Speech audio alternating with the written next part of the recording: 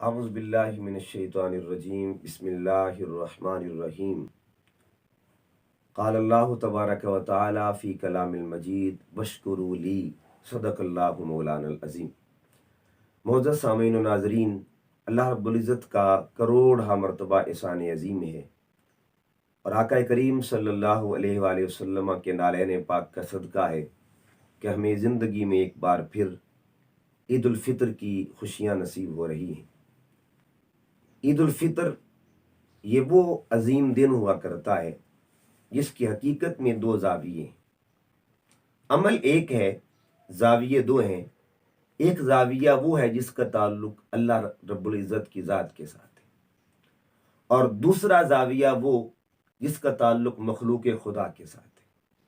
یعنی اس عید کو ہم نے دو مقاصد کے ساتھ گزارنا ہے۔ ایک وہ مقصد جو اللہ رب العزت کی ذات طیبہ کے لیے، ذات پاک کے لیے، اور دوسرا مقصد مخلوق خدا کے لیے۔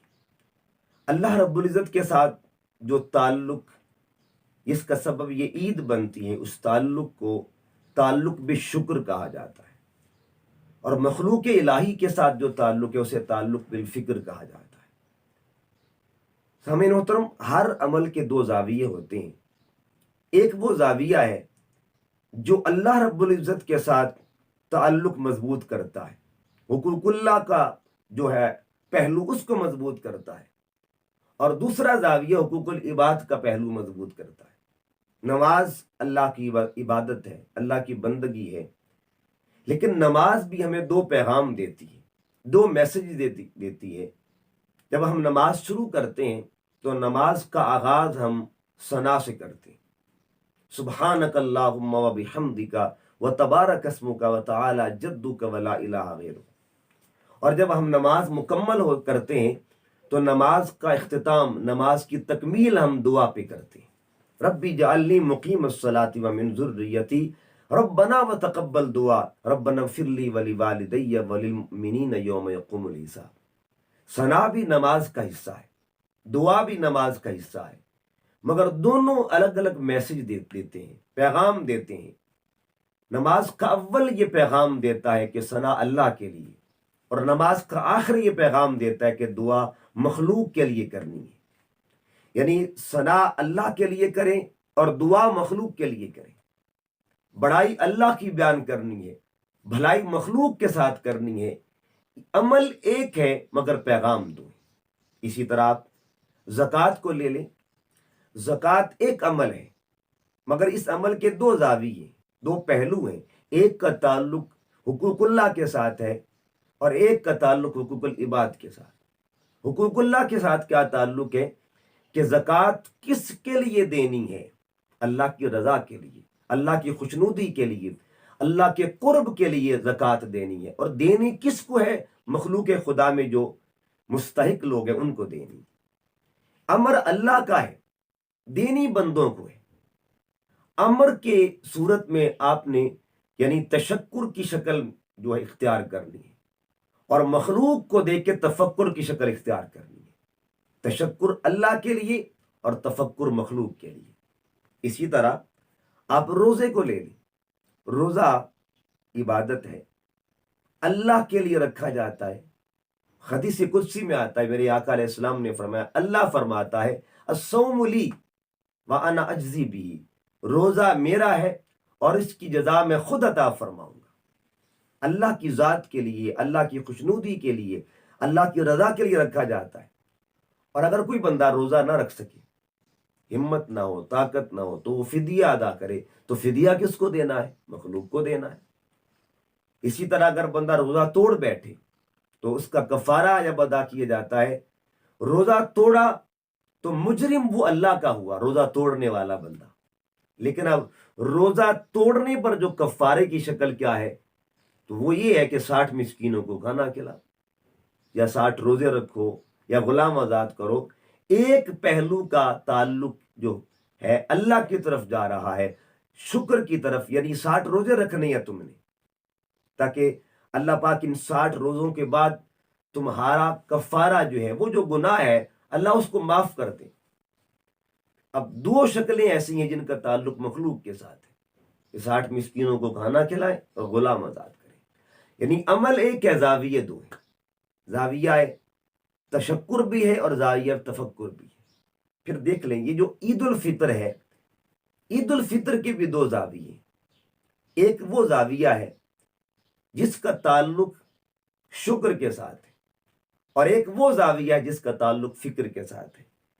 اب سوال یہ ہے کہ شکر کیا کرنا ہے، شکر کس انداز میں کرنا ہے. لفظ دیکھیں، فطر اور پھر فطرہ، یہ دو الفاظ ہیں. عید الفطر آپ نے ادا کرنی ہے، تو عید الفطر ادا کرنے کا مقصد کیا ہے کہ اللہ کی بندگی کر کے اللہ کے حضور سجدہ شکر ادا کیا جائے کہ اس نے ہمیں اتنی بڑی نعمت عطا فرمائی. عیدگاہ کی طرف لوگ جاتے ہیں، تکبیرات کہتے ہوئے جاتے ہیں، اور پھر اللہ کے حضور سجدہ ریز ہوتے ہیں. یہ تشکر کا مرحلہ طے ہو رہا ہے. مگر اس کے ساتھ ساتھ ہمیں حکم یہ بھی ملا ہے کہ اللہ کی مخلوق کا بھی ایک حق ہے جس کو فطرانہ کہتے ہیں. یعنی سجدہ جو ہوتا ہے عید الفطر کا وہ شکر کے لیے ہوتا ہے، اور جو صدقہ ہوتا ہے فطرانے کا یہ اللہ کی مخلوق کے لیے، ان کی فکر کے لیے. تو شکر بھی ادا کرنا ہے، فکر بھی کرنا ہے. شکر اللہ کا ادا کرنا ہے اور فکر مخلوق کی کرنی ہے. جب یہ دونوں چیزیں آپ کے دامن میں آ گئیں تو آپ نے عید کا حق ادا کر دیا. اسی طرح عید تو سب نے کرنی ہے، اللہ پاک نصیب بھی کرے، مگر اس کے بھی دو پہلو، اس کے دو پہلو ہیں. شکر کی صورتیں پھر آگے بنتی ہیں، فکر کی صورتیں. خوشی سب نے منانی، مگر خوشی کے دو زاویے بنا لیں. ایک خوشی منائیں، یہ ایک زاویہ، یہ زاویہ شکر کا ہے. ایک خوشیاں بانٹیں، یہ دیکھیں کہ میرے ارد گرد کوئی ایسا چہرہ تو نہیں ہے جو غمگین ہے، جو افسردہ ہے. ایسا چہرہ تو نہیں ہے جو مرجھایا ہوا ہے، جو عید کی خوشیاں کرنے کی ہمت نہیں رکھتا. تو آپ اس کے چہرے پہ خوشیاں لانے کی کوشش کریں کہ آپ اس کی مدد کریں، اس کی ہیلپ کریں. تو عید کا دن جہاں خوشیاں منانے کا دن ہے وہاں خوشیاں بانٹنے کا بھی دن ہے. اسی طرح دوسرا، کپڑے تو سب نے لینے ہیں. اس پہ عید پہ کپڑے تو لیتے ہیں، مگر ارد گرد پہ نظر رکھیں، اپنے ہمسایوں پر، اپنے محلے میں کسی غریب کو دیکھیں، کوئی ایسا تو نہیں ہے جس کے تن کو لباس کی ضرورت ہے، جس کے وجود کو لباس کی ضرورت ہے. وہ بھی یہ چاہتا ہے کہ میں بھی اچھے کپڑے پہنوں. کوشش کریں ایسے لوگوں کو تلاش کریں تاکہ آپ دو کام کریں، کپڑے پہنے بھی، کپڑے پہنائیں بھی. کپڑے پہنیں گے تو شکر کا مرحلہ ادا ہوگا، اور کپڑے پہنائیں گے تو فکر کا مرحلہ ادا ہوگا. اسی طرح دعا سب کرتے ہیں عید کے دن سلامتی کی، مگر یاد رکھیں دعا کے بھی دو زاویے ہیں، دعا کے دو پہلو ہیں. ایک وہ پہلو ہے جس کا تعلق شکر کے ساتھ ہے کہ یا اللہ تیرا لاکھ لاکھ شکر، الحمدللہ کہہ کے اللہ کی شکر ادا کرنا ہے.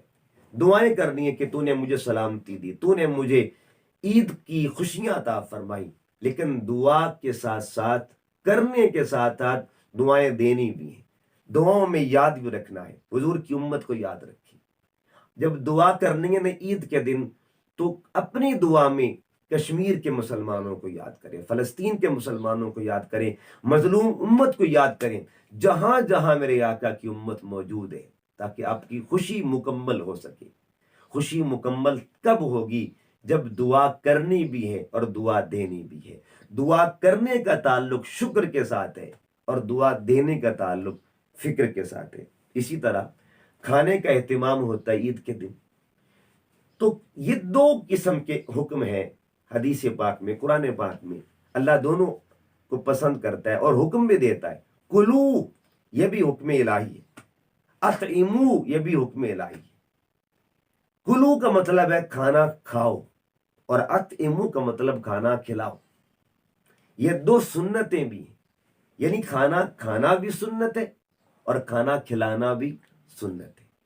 عید کے دن ان دونوں سنتوں پہ عمل کریں، خود بھی کھائیں اور یہ بھی دیکھیں ارد گرد کوئی بھوکا تو نہیں ہے.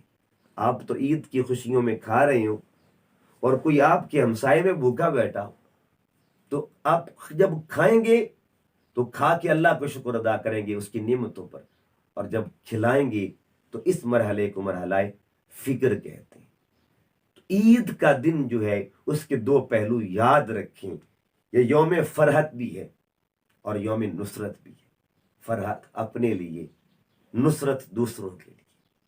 عید کا دن یوم عید بھی ہے اور یوم تائید بھی ہے. تائید کا مطلب حمایت کرنا.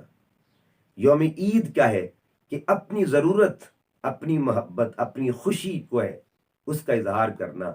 اور حمایت کس کی کرنی ہے؟ غریب کی، مسکین کی، محتاج کی، مستحق لوگوں کی. اسی طرح یوم ثنا بھی ہے، یوم دعا بھی ہے. اس کے دن آپ نے اللہ کی ثنا کرنی ہے اور بندوں کے لیے دعا کرنی ہے. مولا جس طرح تو نے مجھے خوشیاں عطا فرمائی ہیں، میرے آقا کے ہر امتی کو یہ خوشیاں نصیب فرما. تو یوم تشکر بھی یاد رکھنا ہے، یوم تفکر بھی یاد رکھنا ہے. یہ سنت مصطفیٰ صلی اللہ علیہ وسلم ہے، یہ طریقہ صالحین. اور آخری جو میسج آپ سب کو میں دے رہا ہوں، اس میسج کو، اس پیغام کو دل کی تختی پہ لکھنا ہے، اپنے دل پہ رقم کر لیں. یہ پیغام کیا ہے کہ دیکھیے ہمیں اللہ نے عید الفطر عطا فرمائی ہے اور ہم عید کی خوشیاں منائیں گے اس کے اذن سے، اس کے فضل سے، اس کے کرم سے، اس کی رحمت سے.